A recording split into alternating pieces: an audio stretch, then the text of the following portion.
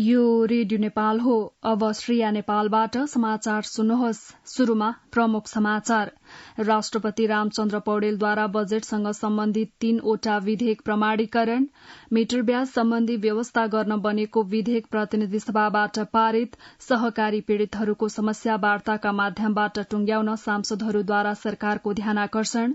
ललिता निवास जग्गा हिनामिना प्रकरणमा पक्राउ परेका 17 जनामाथि अनुसन्धान गर्न जिल्ला अदालत काठमाडौँद्वारा 5 दिनको समय थप।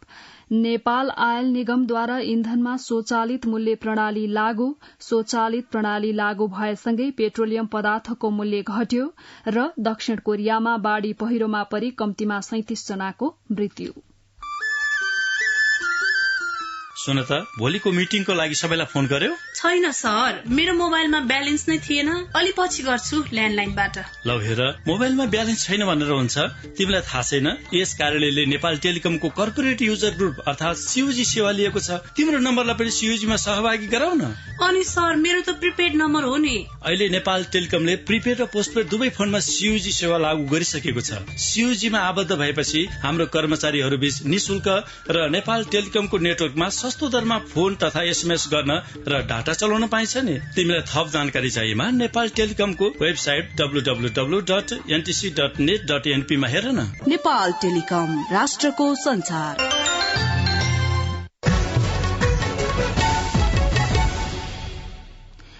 अब समाचार विस्तारमा। राष्ट्रपति रामचन्द्र पौडेलले बजेट सम्बन्धी 3वटा विधेयकलाई हिजो प्रमाणीकरण गर्नु भएको छ। राष्ट्रपति पौडेलले विनियोजन विधेयक 2080, आर्थिक विधेयक 2080 र राष्ट्र ऋण उठाउने विधेयक 2080 प्रमाणीकरण गर्नु भएको हो। संघीय संसदबाट पारित भई नेपालको संविधान अनुसार प्रमाणीकरणका लागि पेश हुन आएका 3वटा विधेयकलाई राष्ट्रपतिले प्रमाणीकरण गर्नु भएको राष्ट्रपति कार्यालयका प्रवक्ता शैलजा रेग्मी भट्टराईले जानकारी दिनुभयो। प्रतिनिधि सभाको हिजोको बैठकले केही नेपाल ऐन संशोधन गर्न बनेको विधेयक 2080 सर्वसम्मतिले पारित गरेको छ। मिटर ब्याज सम्बन्धी व्यवस्थाका साथै शान्तिपूर्ण राजनीतिमा आउने गरी द्वन्द्वरत राजनीतिक दलसँग सरकारले सम्झौता गरेमा उनीहरू विरूद्ध अदालतमा विचाराधीन रहेका राजनीतिक प्रकृतिका मुद्दाहरू फिर्ता लिन सक्ने लगायतका व्यवस्था सहितको विधेयक हिजोको प्रतिनिधि सभाले सर्वसम्मतिले पारित गरेको हो। कानून न्याय तथा संसदीय मामला मन्त्री धनराज गुरूङले प्रस्तुत गर्नुभएको मुलुकी संहिता सम्बन्धी केही नेपाल ऐनलाई संशोधन गर्ने विधेयक 2080 सर्वसम्मतिले पारित भएको घोषणा सभामुख देवराज घिमिरेले गर्नु भएको हो। यो विधेयक पारित भएसँगै अनुचित लेनदेनसँग सम्बन्धित कार्यमा कसुर लाग्नेछ। मिटर ब्याज पीड़ितको पक्षमा ल्याइएको विधेयकमा कसैले लेनदेन नभएको वा नगरेको रकम दिएको भने लेखत तयार गर्ने, लेनदेन गरेको वास्तविक रकमभन्दा बढ़ीको लेखत तयार गर्ने, ब्याज रकम समेत सावामा जोड़ी लेखत तयार गर्ने, ऋणीले तिरेको रकमको भरपाई नदिने वा लेखत नबनाउने कार्यलाई कसुर ठहर गरेको छ। सरकारले मिटर ब्याज पीड़ितसँगको सहमति अनुसार गत वैशाख 20 मा अध्यादेश ल्याएको थियो। उक्त अध्यादेशलाई प्रतिस्थापन गर्नका लागि असार 5 मा विधेयक दर्ता गरिएको थियो। राष्ट्रिय सभाबाट असार 10 मा उक्त विधेयक पारित भएको थियो। असार 17 मा मात्रै उक्त विधेयक प्रतिनिधि सभामा पेश भएको थियो। असार 20 मा संसद अवरूद्ध भएकाले पारित हुन सकेको थिएन भने अध्यादेशद्वारा गरिएको कानूनी व्यवस्था शून्यतामा गएको थियो। प्रतिनिधि सभाको अर्को बैठक साउन 10 गते दिउँसो 1 बजे बस्नेछ। त्यसअघि प्रतिनिधि सभाको बैठकमा सांसदहरूले श्रमिकहरूको न्यूनतम ज्याला समयानुकूल हुन नसकेको भन्दै न्यूनतम ज्याला तत्काल वृद्धि गर्न, विगतदेखि गुठीको समस्याबाट पीड़ित नागरिकको समस्या यथाशीघ्र समाधान गर्न र किसानहरूलाई जग्गाको लाल पूर्जा दिन माग गर्नुभयो।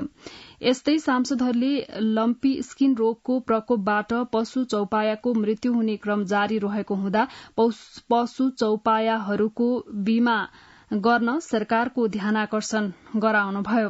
बैठकमा मुलुकमा हवाई यात्रा असुरक्षित हुँदै गएको प्रति सरकारको ध्यानाकर्षण गराउनुहुँदै सांसदहरूले हवाई यात्रालाई सुरक्षित र मर्यादित बनाउन सरकार गम्भीर हुनुपर्नेमा जोड़ दिनुभयो। सांसदहरूले वास्तविक किसानहरूको पहिचान गरी क्षतिपूर्ति दिनुपर्ने, बाढ़ीबाट प्रभावित भएकाहरूलाई राहत र क्षतिपूर्ति उपलब्ध गराउनुपर्ने, किसानलाई सिंचाईको व्यवस्था गर्नुपर्ने, वैदेशिक रोजगारमा जाने कामदारहरूलाई व्यवस्थित र सुरक्षित ढंगले पठाउनुपर्ने लगायतका विषयमा सरकारको ध्यानाकर्षण गराउनु भएको थियो। ललिता निवासको जग्गा हिनामिना भएको घटनामा पक्राउ परेका 17 जनामाथि अनुसन्धान गर्न प्रहरीले थप 5 दिनको म्याद पाएको छ। प्रहरीको केन्द्रीय अनुसन्धान ब्यूरो सीआईबीले आरोपीलाई हिजो काठमाण्डु जिल्ला अदालतमा पेश गरेकोमा अदालतले थप अनुसन्धानका लागि 5 दिनको म्याद दिएको सीआईबीका प्रहरी वरिष्ठ उपरीक्षक दिनेश आचार्यले जानकारी दिनुभयो। घटनामा प्रहरीले संचार मन्त्रालयका सचिव कृष्ण बहादुर राउत, भाट भटेनी सुपरमार्केटका संचालक मीन बहादुर गुरूङ, निर्वाचन आयोगका पूर्व आयुक्त सुधीर कुमार शाह, पूर्व सरकारी कर्मचारी सहित 17 जनालाई पक्राउ गरेको छ। उनीहरू विरूद्ध मुलुकी ऐन 2020 को कीर्ति सम्बन्धी कसुर र संगठित अपराध कसुरमा प्रहरीले अनुसन्धान गरिरहेको छ। 2049 देखि 2069 को अवधिमा सरकारका नाममा रहेको बालुवाटार स्थित ललिता निवासको 143 रोपनी जग्गा हिनामिना भएको थियो। यसअघि सीआईबीले अनुसन्धान सकेर 300 जना विरूद्ध मुद्दा चलाउनु पर्ने राय सहितको प्रतिवेदन बुझाएको थियो, तर सरकारी वकिलको कार्यालयले थप अनुसन्धान गर्नुपर्ने भन्दै प्रतिवेदन फिर्ता गरेको थियो। त्यसपछि अहिले पुनः सीआईबीले अनुसन्धान थालेको हो। आरोपी मध्ये 17 जनाले थुना बाहिर राखेर अनुसन्धान गर्नुपर्ने गरी सर्वोच्चबाट अन्तरिम आदेश ल्याएपछि सीआईबीले त्यसको खारेजीको मागसहित भ्याकेट निवेदन दिएको छ। केही आरोपीहरूले भने बन्दी प्रत्यक्षीकरणको रिट दिएका छन्। नक्कली भूटानी शरणार्थी प्रकरणमा यही असार 28 गते पक्राउ परी हिजो जिल्ला अदालत काठमाण्डुको आदेशमा रिहा भएका काठमाण्डु असनका केशव तुलाधर पुनः पक्राउ परेका छन्। ललिता निवासको सरकारी जग्गा हिनामिना प्रकरणमा तुलाधरको संलग्नता देखिएका कारण पक्राउ गरिएको जिल्ला प्रहरी परिसर काठमाण्डुका प्रमुख तथा प्रहरी वरिष्ठ उपरीक्षक दान बहादुर कार्कीले बताउनुभयो। नेपाली कांग्रेसका सभापति शेरबहादुर देउवाले पार्टीका पदाधिकारी र पूर्व पदाधिकारीको बैठक आह्वान गर्नु भएको छ। आज दिउँसो 2 बजे बोलाइएको बैठकमा भोलि बस्ने केन्द्रीय समिति बैठकको एजेण्डा तय गरिने नेताहरूले जानकारी दिनुभयो। कांग्रेसको केन्द्रीय समिति बैठक भोलि बस्दैछ। कांग्रेसको केन्द्रीय समिति बैठक बसेको थियो। कांग्रेस विधान अनुसार प्रत्येक 2 महिनामा केन्द्रीय समिति बैठक बस्नुपर्ने भए पनि बस्न सकेको छैन। गत वर्ष असार 27 देखि साउन 2 गतेसम्म कांग्रेसको केन्द्रीय समिति बैठक बसेको थियो। प्रधान न्यायाधीश हरिकृष्ण कार्कीले समयमै न्यायाधीश नियुक्त गर्न छिट्टै न्याय परिषदको बैठक बोलाउने तयारी गरिरहेको बताउनु भएको छ। संवैधानिक तथा न्यायिक पत्रकार मञ्चका पदाधिकारीसितको भेटघाटमा उहाँले समयमा न्याय परिषदको बैठक बस्न नसक्दा न्यायाधीश नियुक्ति प्रक्रियामा ढिलाइ भएको बताउनुभयो। न्यायाधीश नियुक्ति प्रक्रियामा ढिलाइ हुँदा मुद्दा फरचोटमा कठिनाई भएकाले जतिसक्दो छिटो परिषदको बैठक राख्ने तयारी गरिएको उहाँले बताउनुभयो। सर्वोच्च अदालतमा 7 तथा उच्च अदालतमा 60 न्यायाधीशको पद खाली हुन लागेको छ। प्रधान न्यायाधीश कार्कीले सर्वोच्च अदालतमा मुद्दा फरचोट प्रक्रिया तीव्र रूपमा अघि बढ़ाएको र अहिलेको तरिकाले काम गरेमा 2 वर्षमा पुराना मुद्दा फरचोट गर्न सकिने बताउनुभयो। उपप्रधान तथा गृहमन्त्री नारायण काजी श्रेष्ठले सम्पूर्ण सुरक्षा निकायलाई राजनीतिक हस्तक्षेप, आर्थिक चलखेल र शक्ति केन्द्रको भूमिकाबाट मुक्त राख्ने प्रतिबद्धता व्यक्त गर्नु भएको छ। गृह मन्त्रालयमा हिजो शान्ति सुरक्षा सुदृढीकरणका लागि सुरक्षा निकायका पूर्व उच्च अधिकारीसँग भएको छलफलमा उहाँले संविधान, कानून र आफ्नो जिम्मेवारीलाई आधार बनाएर मन्त्रालय र मातहतका संगठन अगाडि बढ़ाइने बताउनुभयो। भ्रष्टाचार तथा अपराध सम्बन्धी कार्यको अनुसन्धान अगाडि बढ़ाउन खोज्दा त्यसमा संलग्न विषयगत क्षेत्रबाट गुनासो आउने गरेको उल्लेख गर्दै उपप्रधानमन्त्री श्रेष्ठले कुनै पनि दबाव र प्रभावबाट मुक्त रहेर अनुसन्धान प्रक्रिया अगाडि बढ़ाइने बताउनुभयो। उपप्रधान एवं रक्षा मन्त्री पूर्ण बहादुर खड्काले विकास निर्माणका काममा राजनीतिक दलहरूबीच सहकार्यको आवश्यकता रहेको बताउनु भएको छ। हिजो सुर्खेतमा आयोजित कार्यक्रमलाई सम्बोधन गर्दै उहाँले चुनावका बेला मतदातासँग र आम जनतासँग विभिन्न प्रतिबद्धता जनाए अनुसार प्रतिबद्धता पूरा गर्न राजनैतिक दलहरू जिम्मेवार हुनुपर्ने बताउनुभयो। नेपाल आयल निगम लिमिटेडले इन्धनमा स्वचालित प्रणालीबाट मूल्य लागू गर्ने भएको छ।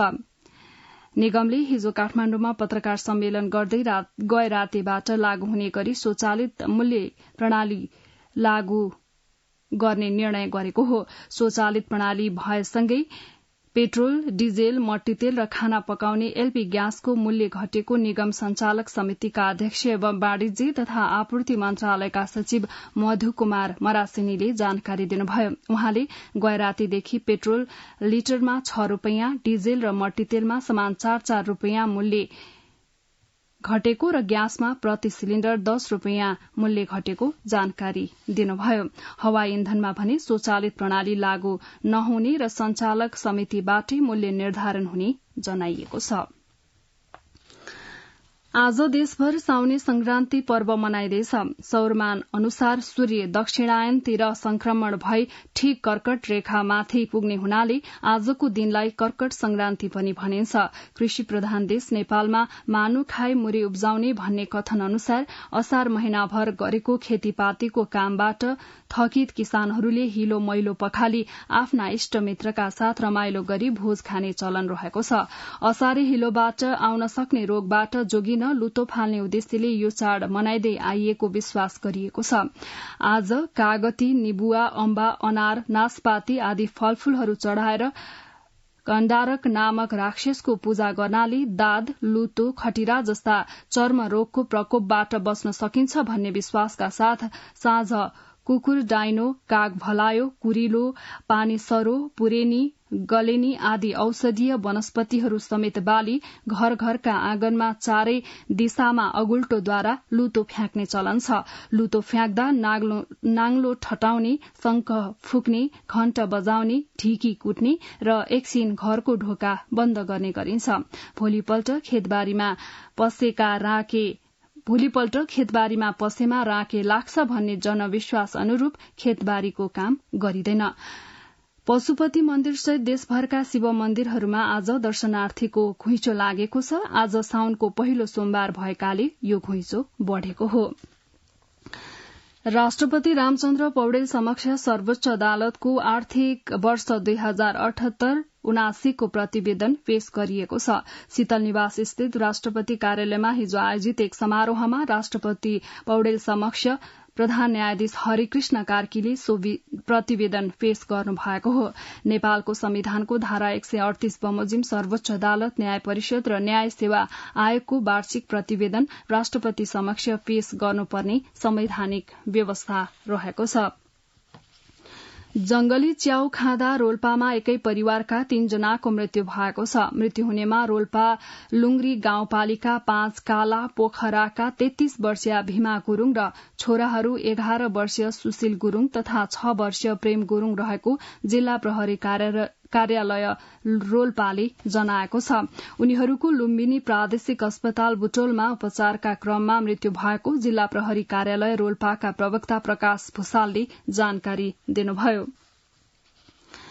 फिदिमबाट ताप्लेजुङ जाँदै गरेको ट्रक मेची राजमार्ग स्थित हेवा खोलामा दुर्घटना हुँदा 1 जनाको मृत्यु भएको छ। ट्रकमा सवार 2 जना गम्भीर घाइते भएका छन्। ना 2ख9215 नम्बरको ट्रक दुर्घटना हुँदा हिलिहाङ गाउँपालिका 7 का 38 वर्षीय लक्ष्मी तामाङको मृत्यु भएको प्रहरीले जनाएको छ। दुर्घटनामा परि घाइते भएका तामाङको 5 थर अस्पतालमा उपचारको क्रममा मृत्यु भएको जिल्ला प्रहरी कार्यालय 5 थरका प्रहरी निरीक्षक दिवस कुवरले जानकारी दिनुभयो। घाइतेको 5 थर अस्पतालमा उपचार भइरहेको छ। अवरूद्ध भएको मेची राजमार्ग 1 महिनापछि सञ्चालनमा आएको छ। 5 थरको हेवा खोलामा बेली ब्रिज सम्पन्न भएसँगै अवरूद्ध राजमार्ग खुलेको हो। बाढ़ी पहिरोले यही असार 2 गते हेवा खोलामा रहेको मोटरेबल पुल बगाएसँगै मेची राजमार्ग अवरूद्ध भएको थियो। लामो समय मेची राजमार्ग अवरूद्ध हुँदा ताप्लेजुङ जिल्लाबाट अन्य जिल्ला जान समस्या हुँदै आएको थियो। हाल देशमा मनसूनी वायुको प्रभाव रहनुका साथै मनसूनको न्यून चापीय रेखा सरदर स्थानको आसपास रहेको जल तथा मौसम विज्ञान विभागले जनाएको छ। अहिले काठमाडौँ उपत्यका लगायत गण्डकी प्रदेशका केही साथै कोशी, बागमती र कर्णाली प्रदेशका थोरै लगायत बाँकी प्रदेशका 1-2 स्थानहरूमा हल्कादेखि मध्यम वर्षा भइरहेको छ। आज र भोलि अधिक वर्षा हुन सक्ने मौसम पूर्वानुमान महाशाखाले अनुमान गरेको छ। आज अधिक वर्षाको सम्भावना रहेको हुनाले यसबाट सड़क तथा हवाई यातायात, स्वास्थ्य, कृषि, पर्यटन लगायतका क्षेत्रहरू र दैनिक जनजीवन समेत प्रभावित हुन सक्ने भएकाले सचेत रहन विभागले सबैमा आग्रह गरेको छ। भारी वर्षा, मेघगर्जन र चट्याङ, गेग्रान, बहाव, बाढ़ी पहिरो तथा भूक्षयका कारण हुन सक्ने जोखिम वा क्षतिबाट बच्न आवश्यक सतर्कता अपनाउन विभागले अनुरोध गरेको छ। हरेक वर्ष गर्मीयाममा तराईका जिल्लाहरूमा सर्पदंशका कारण धेरैको ज्यान जाने गरेको छ। पछिल्लो समय उपचारका लागि आउने सर्पदंशका बिरामीहरूको चाप बढ़ेको नेपालगंजको भेरी अस्पतालले जनाएको छ। बाँकेबाट संवाददाता सरला सुवेदीको यो रिपोर्ट। वर्षायाम लागेसँगै विशेष गरी तराई क्षेत्रमा सर्पदंशका बिरामी बढ़दै गएका छन्। नेपालगंजको भेरी अस्पतालमा विभिन्न प्रदेशका सर्पदंशका बिरामीहरू उपचारका लागि आउने गरेका छन्। प्युठान नगरपालिकाकी 14 वर्षीय बालिका करुणा बस्नेतलाई र उहाँको भाइ करण बस्नेतलाई असार 25 गते सर्पले टोकेको थियो। हात झमझम गरेथ्यो, पछि पेट दुख्न सुरु भएको थियो, सास फेर्न नि हल्का हल्का गाह्रो भएको थियो, पछि पुरै शरीर झम्म गराए निदा जस्तो भयो। त्यहाँ केही पनि थाहा पाएन। यस्तै असार 26 गते बिहान घाँस काट्दै गर्दा दाङका जालोराम चौधरीलाई हातको औंलामा हरियो सर्पले टोक्यो। टोकेको केही समयमा हात सुनिन थालेपछि थप उपचारका लागि भेरी अस्पताल नेपालगंजमा आएको उहाँले बताउनुभयो। हरियो साप भन्छ, घाँसमा हुन्छ, घाँस काट्दाखेरि टोकेको। सर्पले टोक्ने बित्तिकै नजिकैको सुविधा सम्पन्न सर्पदंशको उपचार केन्द्रमा लैजान भेरी अस्पताल नेपालगंजका वरिष्ठ कन्सल्टेन्ट तथा सर्पदंशका focal person doctor Krishna Prasad आचार्यले आग्रह गर्नुभएको छ। यसको न्यूनीकरणको लागि सरकारले आम मानिसमा जनचेतनाका लागि पहल गर्न पर्ने र प्रत्येक जिल्लामा सर्पदंश उपचार केन्द्र सञ्चालनमा ल्याउनु पर्ने आवश्यकता रहेको उहाँको भनाइरहेको छ। यसबाट मान्छेहरूको जनधनको क्षति निकै ठूलो हुने गरेको छ। हरेक वर्ष 2080 साल वैशाख लागेदेखि यता टोटल संख्या चाहिँ 100 जना बिरामीमा 8 जना सिकिस्त भएर आउनुभएको थियो। उहाँहरू मध्ये 6 जनालाई त हामीले बचायौं। सबभन्दा बढी सर्पदंशका बिरामी आउने साउन महिना आउँदैछ, त्यसको लागि हामी तयार अवस्थामा छौं। सबभन्दा पहिला त भुइँमा सुत्ने काम गर्नै हुँदैन। राति हिँड्नु पर्यो भने पनि उज्यालोको सहायताले मात्र हिँड्नुपर्छ। घर वरिपरि सरसफाई मेन्टेन गर्यो भने सर्पहरूको गुण त्यहाँ हुने सम्भावना कम हुन्छ। यी कुराहरूलाई ख्याल गर्यो भने हामी सर्पदंशबाट बच्न सक्छौं। हरेक वर्ष नेपालमा 3 देखि 4 हजारको संख्यामा सर्पको टोकाइबाट मृत्यु हुने गरेको छ। सरला सुवेदी, रेडियो नेपाल, बाँके।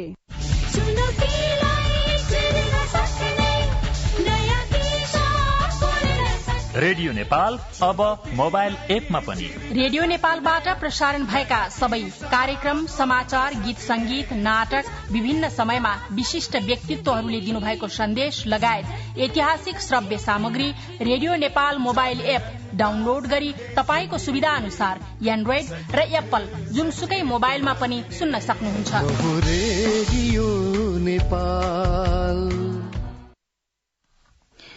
अब अन्तर्राष्ट्रिय समाचार। दक्षिण कोरियाली शहर चेओनग्यू नजिकैको बाढ़ीले भरिएको सुरुङमा फँसेकाहरूको उद्धार गर्ने क्रममा उद्धारकर्ताहरूले 9 जनाको शव फेला पारेका छन्। केही दिनदेखि परेको अविरल वर्षाका कारण सबैतिर जलमग्न भएपछि यात्रु र चालक आफ्ना सवारी साधन भित्रै फँसेका थिए।